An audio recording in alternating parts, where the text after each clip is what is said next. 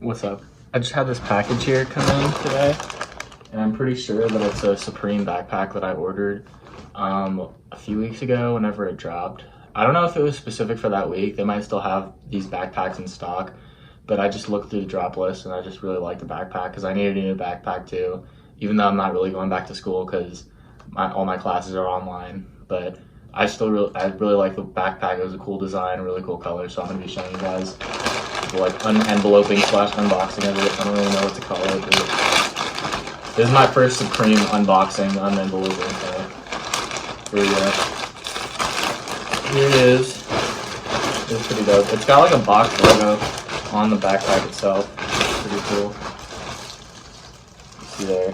It looks like a nice durable backpack. I usually skateboard with the backpack on, so like this looks like a nice durable backpack to do that with. It's got like Supreme, like I don't really know what to call that, like some kind of fabric with the design on it, with the logo on it. It's got that on the back and the front right here too, so that's pretty cool.